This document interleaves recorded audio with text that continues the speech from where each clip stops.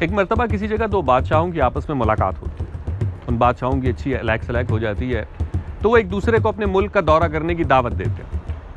پہلا بادشاہ اس میں پہل کرتا ہے اور وہ دوسرے بادشاہ سے کہتا ہے کہ آپ اگلے ہفتے میرے ملک کا دورہ کریں۔ دوسرا بادشاہ جب پہلے بادشاہ کے ملک پہنچتا ہے تو وہ دیکھتا ہے کہ بہت خوبصورت ملک ہے، بہت زرخیز ملک ہے، لوگ کام کر رہے ہیں، اس کا استقبال بھی بہت زبردست کیا جاتا ہے، بڑی مہمان نوازی سے ساری قوم پیش آتی ہے، کوئی اس کی چپل اٹھا رہا ہے، کوئی اس کے لیے دسترخوان لگا رہا ہے، کوئی اس کے ہاتھ دھلا رہا ہے، کوئی کھانا پیش کر رہا ہے۔ یہ بادشاہ، پہلا بادشاہ دوسرے بادشاہ کو اپنے ملک کی سیر کراتا ہے، شکار کرواتا ہے، بڑے اچھے سے اس کا پورا وزٹ کروانے کے بعد جب وہ اسے رخصت کر رہا ہوتا ہے تو وہ اسے مزید کچھ شوق ہوتا ہے اپنی بادشاہی دکھانے کا، تو وہاں جتنے لوگ اس کو رخصت کرنے آئے ہوتے ہیں وہ انہیں بلاتا ہے اور وہ کہتا ہے کہ کپڑے اتار دو، اور سارے لوگ فوراً سے اپنے کپڑے اتار دیتے ہیں۔ پھر پہلا بادشاہ دوسرے بادشاہ کی طرف دیکھتا ہے ایک فخریہ انداز سے اور کہتا ہے کہ دیکھی میری بادشاہی۔ دوسرا بادشاہ امپریس ہو جاتا ہے، وہ کہتا ہے ٹھیک ہے، اگلے ہفتے تم میرے ملک کا دورہ کرو۔ اب اگلے ہفتے پہلا بادشاہ دوسرے بادشاہ کے ملک جاتا ہے تو وہ دیکھتا ہے اس کا ملک بھی کافی بڑا ہے، بہت زرخیز ہے، لوگ کام کر رہے ہیں، اور اس کا استقبال بھی اتنے ہی اچھے طریقے سے پرتپاک انداز میں کیا جاتا ہے، مہمان نوازی کا مظاہرہ کیا جاتا ہے۔ یہ بادشاہ اس کو اپنے ملک کی سیر کراتا ہے، کہیں لے کے جاتا ہے اور کہیں نہیں لے کے جاتا ہے۔ لیکن پہلے بادشاہ کو کچھ کمی سی محسوس ہو رہی ہوتی ہے، وہ کچھ خاص متاثر نہیں ہوتا دوسرے بادشاہ سے۔ جب یہ جانے لگتے ہیں تو دوسرا بادشاہ وہاں کھیتوں میں ایک بوڑھا کمزور شخص کام کر رہا ہوتا ہے، تو وہ اس کو آواز دیتا ہے کہ یہاں آؤ۔ جو بوڑھا شخص ان دونوں بادشاہوں کے سامنے آتا ہے تو دوسرا بادشاہ اسے کہتا ہے کہ اپنے کپڑے اتارو۔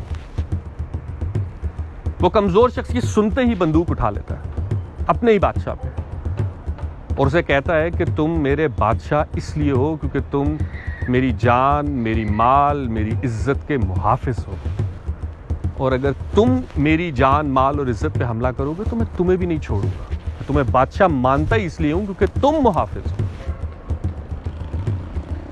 دوسرا بادشاہ پہلے بادشاہ کی طرف اشارہ کرتا ہے اور کہتا ہے دیکھی میری بادشاہی۔ تو بڑا مایوس ہوتا ہے، وہ کہتا ہے کیا بادشاہی، تمہارے اوپر تمہاری رعایا کے ایک کمزور شخص نے بندوق نکال لی اور تم کہہ رہے ہو کیسے دیکھی میری بادشاہی۔ تو پھر دوسرا بادشاہ اس پہلے بادشاہ کو کہتا ہے کہ تم جن پہ راج کرتے ہو وہ بیچارے بھوکے، مجبور، مفلس لوگ ہیں، اور میں جن پہ راج کرتا ہوں وہ خود راج کرنے کے اہل ہیں۔ یہ فرق ہے تم میں اور مجھ میں، جا کے دیکھو کہ تم کن پہ راج کر رہے ہو اور میں کن پہ راج کر رہا ہوں۔ ہمیں آئے دن ٹی وی سے، اخبارات سے، سوشل میڈیا سے، ٹویٹر سے پتہ چلتا رہتا ہے کہ پاکستان کے سارے مسائل کی وجہ یہ قوم ہے، اس خطے میں بسنے والے عوام ہیں۔ عوام جاہل ہے، عوام انتہا پسند ہے، عوام کو کچھ پتہ ہی نہیں، اور کوئی یہ نہیں بات کرتا کہ صدیوں سے اس خطے میں بسنے والے لوگوں کے فیصلوں کا اختیار کیا یہاں کے لوگوں کے ہاتھ میں ہی ہے۔ یا تو ہو نا کہ ہم اپنے سارے فیصلے خود کرتے ہوں تو ہم کہیں ہاں بھائی ٹھیک ہے، ہم ذمہ دار ہیں، ہم نے بہتری نہیں کی۔ لیکن اگر فیصلوں کا اختیار ہمارے بجائے کسی اور کے ہاتھ میں ہے تو ان سے کس نے پوچھنا ہے؟ پھر کتنے آرام سے لوگ کہہ دیتے ہیں یار قوم کی معاشی حالت بدلنی پڑے گی، قوم کے لوگ بڑے غریب ہیں۔ ہم غریب ہیں، ہم جو صدیوں سے لٹنے کے بعد، صدیوں کی کرپشن، صدیوں کی مکاری، غداری، لوٹ کھسوٹ جھیلنے کے بعد بھی آج نہ صرف خود سروائیو کر رہے ہیں بلکہ اس طبقے کو بھی پال رہے ہیں جو ہمیں لوٹ رہا ہے۔ ہم غریب ہیں، ہماری غریبی میں، ہماری غربت میں ہمارا قصور ہے۔ جوڈیشری کے لوگ، لائر کمیونٹی کے لوگ بڑے آرام سے باہر آ کے کہتے ہیں کہ یار انصاف نہیں مل رہا، سسٹم انصاف نہیں ہونے دے رہا۔ تو بھیا آپ کی ذمہ داری تھی نا انصاف دینا، اور اگر آپ سسٹم میں بیٹھ کے عوام کے لیے کام نہیں کر سکتے، مان لیا جوڈیشری میں رہ کے آپ کو بہت سارے مسائل ہیں کہ آپ انصاف نہیں دے پا رہے، تو چھوڑ دیں۔ آپ 30 سال کی نوکری کیوں کر رہے ہیں، تنخواہ کیوں لے رہے ہیں، پینشن کیوں لے رہے ہیں، وہ ساری پرکس اینڈ پریویلیجز، وہ رسپیکٹ، وہ احترام کیوں سمیٹ رہے ہیں جبکہ آپ وہ کام ہی نہیں کر رہے جو آپ کے ذمہ ہے؟ یہ تو آپ کو انصاف دلانے کے لیے آپ کو یہ سب چیزیں دی جا رہی ہے نا۔ جب آپ انصاف ہی نہیں دے رہے تو آپ اس چیز کے حقدار ہی نہیں ہیں، آپ چھوڑ دیں نا۔ سب کو پتا ہے کہ اس ملک میں لوگوں کے مسائل کی اصل وجہ سسٹم ہے، تو سسٹم کے کچھ لوگ متاثرہ ہیں اور کچھ لوگ بینیفیشری، اکثریت بلکہ متاثرہ ہے۔ آپ سسٹم کے بینیفیشری ہو کے سسٹم کے متاثرہ لوگوں کو, وکٹمز کو کہیں گے کہ وہ ذمہ دار ہیں اپنی بدحالی کے. ایک آرٹسٹ اٹھتا ہے, وہ بڑے آرام سے اس سے آپ سوال کریں کہ بھئی آپ اچھا کانٹینٹ کیوں نہیں بنا رہے, لوگ یہی دیکھنا چاہتے ہیں. لوگوں کا ٹیسٹ اگر برا ہے تو لوگوں کا ٹیسٹ کس نے بنانا تھا؟ آپ نے. ہمارے علماء و مشائخ چندہ بھی لیتے ہیں, عزت بھی لیتے ہیں, گدیاں بھی سنبھالی ہوئی ہیں, اتنے ان کے پروٹوکولز ہیں, اور یہ تقریروں میں کیا کہتے ہیں؟ معاشرے میں گناہ پھیل گیا, عوام خدا سے دور ہو گئی ہے, دین سے دور ہو گئی ہے, تو ان کو قریب کس نے لانا تھا؟ آپ نے.